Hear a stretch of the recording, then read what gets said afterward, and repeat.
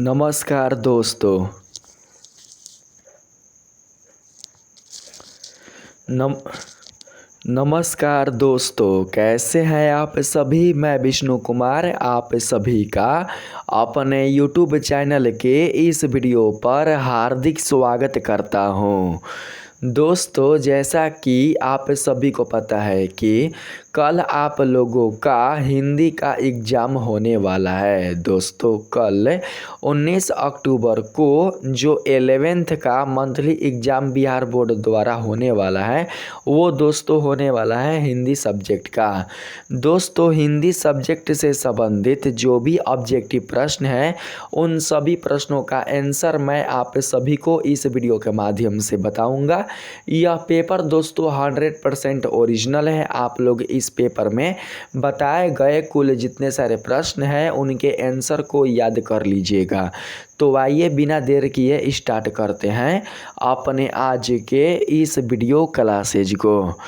दोस्तों, यहाँ पर पहला नंबर सवाल है, आचार्य रामचंद्र शुक्ल के अनुसार हिंदी साहित्य के इतिहास को कितने कालों में विभक्त किया गया है।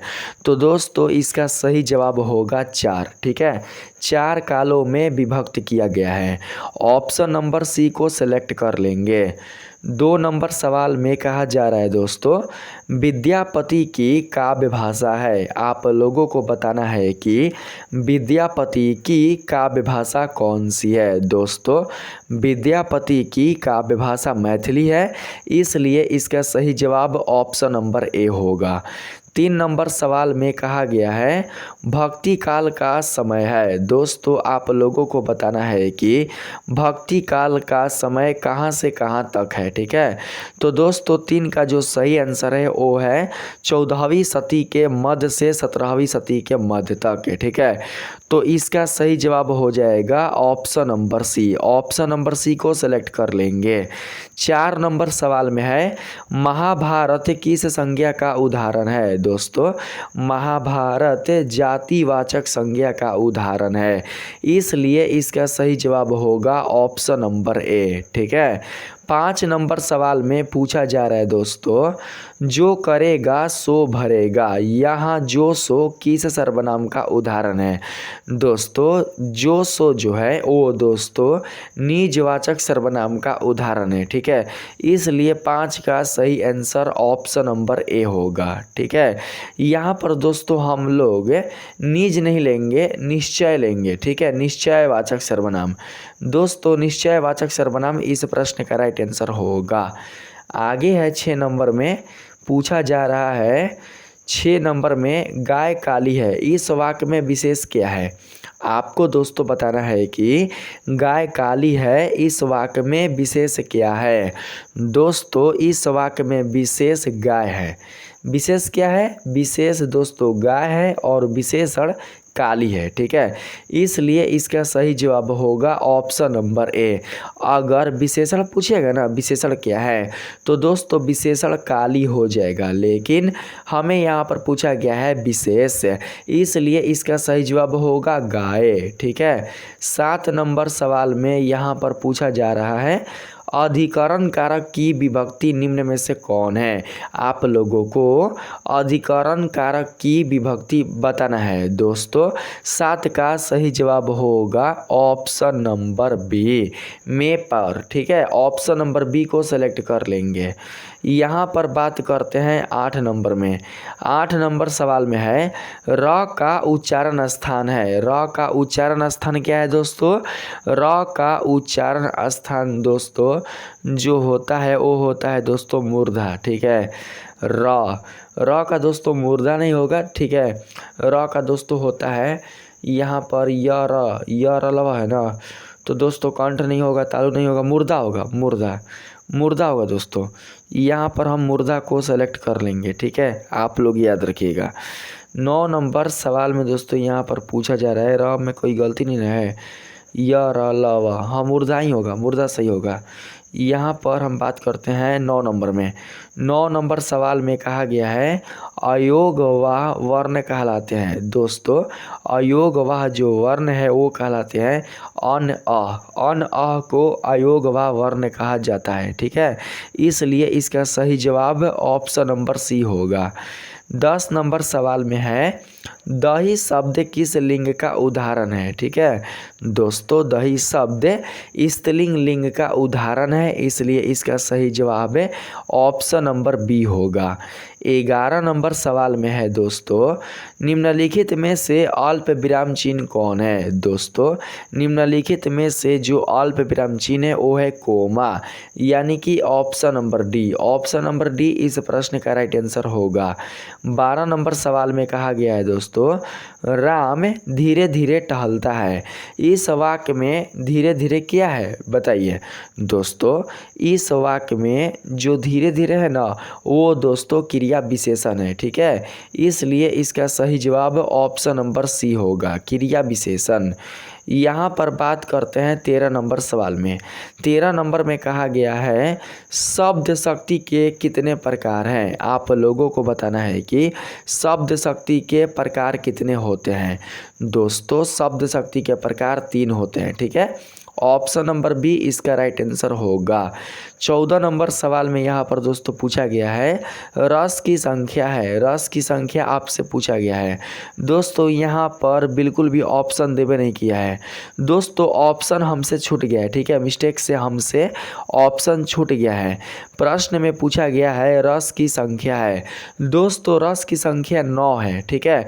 ऑप्शन में आएगा, आप लोग याद रखिएगा रस की संख्या कितना है। रस की संख्या 9 है। तो दोस्तों आप लोग याद रखिएगा 9, ठीक है। यहाँ पर 15 नंबर सवाल में कहा गया है खूब पसीना एक करना मुहावरे का अर्थ है। दोस्तों कठिन परिश्रम करना। ऑप्शन नंबर बी इस प्रश्न का राइट आंसर होगा।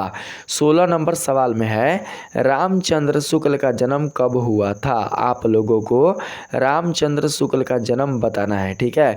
1884 ईस्वी। 1884 ईस्वी में रामचंद्र शुक्ल का जन्म हुआ था, इसलिए ऑप्शन नंबर बी इसका राइट आंसर होगा। 17 नंबर सवाल में कहा गया है पाठ्य पुस्तक में कविता की परख शीर्षक पाठ किस ग्रंथ से लिया गया है। आप लोगों को उस ग्रंथ का नाम बताना है। दोस्तों इसका सही जवाब होगा चिंतामणि भाग 1। चिंतामणि भाग 1 कहाँ पर है तो दोस्तों यहाँ पर है, ठीक है। ऑप्शन नंबर बी इसका राइट आंसर होगा। यहाँ पर 18 नंबर सवाल में कहा गया है प्रख्यात आलोचक डॉक्टर नामवर सिंह द्वारा संपादित है। प्रख्यात आलोचक डॉक्टर नामवर सिंह द्वारा क्या संपादित है उसी का नाम आप लोगों को बताना है, ठीक है। तो दोस्तों देखिए इसका जो सही जवाब होगा वो हो जाएगा ऑप्शन नंबर दोस्तों हो जाएगा ए, ठीक है। ऑप्शन नंबर ए को हम लोग सेलेक्ट कर लेंगे। चिंतामणि भाग 1, चिंतामणि भाग 1 ही इस प्रश्न का राइट आंसर होगा। अब यहाँ पर हम दोस्तों बात करते हैं अगले नंबर में। 19 नंबर दोस्तों सवाल में कहा गया है यहाँ पर चिंतामणि पुस्तक के रचनाकार कौन है, ठीक है। पूछा हुआ है चिंतामणि रचनाकार के कहने का मतलब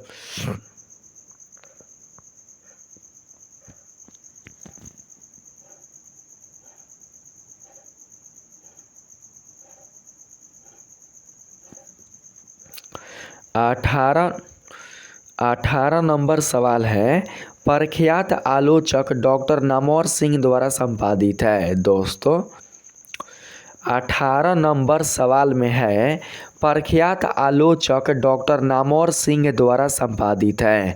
दोस्तों इसका सही जवाब होगा ऑप्शन नंबर ए चिंतामणि भाग 1, ठीक है। आप लोग सेलेक्ट कर लीजिएगा। 19 नंबर सवाल में कहा गया है चिंतामणि पुस्तक के रचनाकार कौन है। दोस्तों चिंतामणि पुस्तक के जो रचनाकार हैं उनका नाम है रामचंद्र शुक्ल। ठीक है, ऑप्शन नंबर ए इस प्रश्न का राइट आंसर होगा। 20 नंबर सवाल में कहा गया है माझा प्रवास का हिंदी अनुवाद किस लेखक ने किया। दोस्तों माझा प्रवास का हिंदी अनुवाद अमृतलाल नागर ने किया, इसलिए ऑप्शन नंबर सी इसका राइट आंसर होगा। 21 नंबर सवाल है आंखों देखा गदर शीर्षक पाठ साहित्य की कौन सी विधा है। इस विधा का नाम आप लोगों को बताना है।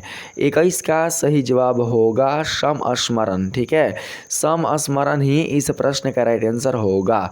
ऑप्शन नंबर डी इसका सही आंसर होगा। 22 नंबर सवाल में कहा गया है दोस्तों भारत के प्रथम स्वाधीनता संग्राम 1857 के गदर का आंखों देखा विस्तृत विवरण किस पाठ में है। आप लोगों को उस पाठ का नाम बताना है। तो दोस्तों 22 का सही आंसर हो जाएगा ऑप्शन नंबर डी आंखों देखा गदर। ठीक है, ऑप्शन नंबर डी को सेलेक्ट कर लेंगे। 23 नंबर सवाल में यहाँ पर कहा जा रहा है दोस्तों रामचंद्र शुक्ल किस अलंकार के संबंध में कहते हैं कि जिस वस्तु के समर्थन का प्रसंग होता है, जिस वस्तु के वर्ण का प्रसंग होता है उसे कुछ और वस्तुओं का उल्लेख। 23 नंबर सवाल में है रामचंद्र शुक्ल 23 नंबर सवाल में है रामचंद्र शुक्ल किस अलंकार के संबंध में कहते हैं कि जिस वस्तु के वर्ण का प्रसंग होता है उसे कुछ और वस्तुओं का उल्लेख भी किया करते हैं। दोस्तों 23 का सही जवाब हो जाएगा ऑप्शन नंबर डी। ठीक है, आप लोग दोस्तों ऑप्शन नंबर डी को सेलेक्ट कर लीजिएगा। दोस्तों यहाँ पर जानते हैं क्या होगा सही, ऑप्शन नंबर डी नहीं होगा, अनुप्राप्त होगा। ठीक है, अनुप्राप्त को सिलेक्ट कर लीजिएगा। अनुप्राप्त इस प्रश्न का राइट आंसर होगा। 24 नंबर सवाल है कबीर किस काल के कवि है। दोस्तों जो कबीर है वो दोस्तों किस काल के कवि है, तो भक्ति काल के। ठीक है, भक्ति काल इस प्रश्न का राइट आंसर होगा ऑप्शन नंबर बी। 25 नंबर सवाल में कहा गया है निम्न में कौन कवि निर्गुण निराकार ब्रह्मा के उपासक और भक्त थे। दोस्तों इन चारों में से जो सही ऑप्शन होगा वो होगा कबीर। ऑप्शन नंबर डी को सेलेक्ट कर लेंगे। ठीक है, यहाँ पर 26 नंबर सवाल में कहा गया है कबीर रचित साखियाँ किस छंद में है। दोस्तों आप लोगों को छंद का नाम बताना है। 26 का सही जवाब होगा ऑप्शन नंबर ए दोहा। दोहा में ही कबीर की जो साखियाँ है वो दोस्तों रचित है। ठीक है, यहाँ पर हम लोग ऑप्शन नंबर ए को सेलेक्ट कर लेंगे। बात करते हैं 27 नंबर में। 27 नंबर सवाल है साँच कहो तो मारन धावे झूठ जगपतियाना इस पंक्ति के कवि हैं। कवि का नाम आप लोगों को बताना है। 27 का सही जवाब होगा कबीर। ठीक है, ऑप्शन नंबर दोस्तों सी इस प्रश्न का राइट आंसर होगा। 28 नंबर सवाल है कवि का स्त्रीलिंग क्या होगा। कवि का स्त्रीलिंग दोस्तों कवित्री होगा। ठीक है, इसलिए 28 का सही आंसर हो जाएगा option number C. Option number C इसका राइट आंसर होगा। ये बिल्कुल भी नहीं होगा, ये रॉन्ग है। ठीक है, आगे बात करते हैं 29 नंबर में। 29 नंबर सवाल है जो तुम तोड़ो पिया मैं नहीं तोड़ूं तो प्रीत तोड़े कृष्ण कौन सिंह जोड़ू। दोस्तों प्रस्तुत पद में कवित्री का कृष्ण के प्रति किस तरह का भाव व्यंजित हुआ है, आप लोगों को उस भाव का नाम बताना है। दोस्तों 29 का सही जवाब होगा एकांतिक प्रेम। ठीक है, एकांतिक प्रेम भाव, इसलिए इसका सही जवाब ऑप्शन नंबर ए हो जाएगा। 30 नंबर सवाल है दोस्तों हिंदी साहित्य। ठीक है, कहा गया है हिंदी साहित्य की किस कवित्री की तुलना तमिल की वैष्णव भक्त कवित्री गोदा यानी कि अंडाल शिव भक्त कवित्री लद्दत से की गई है। आप लोगों को दोस्तों उस कवित्री का नाम बताना है। इसका सही जवाब होगा मीराबाई। ठीक है, मीराबाई इस प्रश्न का राइट आंसर होगा। दोस्तों आप लोगों ने इस वीडियो में जो भी आपने प्रश्न का सॉल्यूशन किया है ये सारे सॉल्यूशन बिल्कुल दोस्तों सही है। अगर एक दो प्रश्न का आंसर अगर मुझसे बाई मिस्टेक दोस्तों अगर मुझे से किसी प्रश्न का दोस्तों अगर हमसे किसी प्रश्न का आंसर गलत हो जाता है तो इसके लिए मैं आप लोगों से माफ़ी चाहता हूं। आप लोग दोस्तों वैसे सारे प्रश्नों का आंसर मिला लीजिएगा, ठीक है, लेकिन मैंने सारे प्रश्नों का जवाब सही सही दिया है। तो दोस्तों ऐसा ही पेपर कल आप लोगों के एग्ज़ाम में आएगा सेकेंड सिटिंग में। आप लोग सेकेंड सिटिंग में जाकर हिंदी के पेपर को अच्छे से देकर आइएगा। दोस्तों कल मैं आप लोगों को हिंदी से संबंधित जो सब्जेक्टिव आंसर है उनको दोस्तों मैं आप लोगों को बता दूंगा अपने वीडियो के माध्यम से। वीडियो पसंद आया हो तो वीडियो को लाइक करें और हमारे चैनल को सब्सक्राइब करें। मिलते हैं फिर से एक नए वीडियो के साथ, तब तक के लिए धन्यवाद।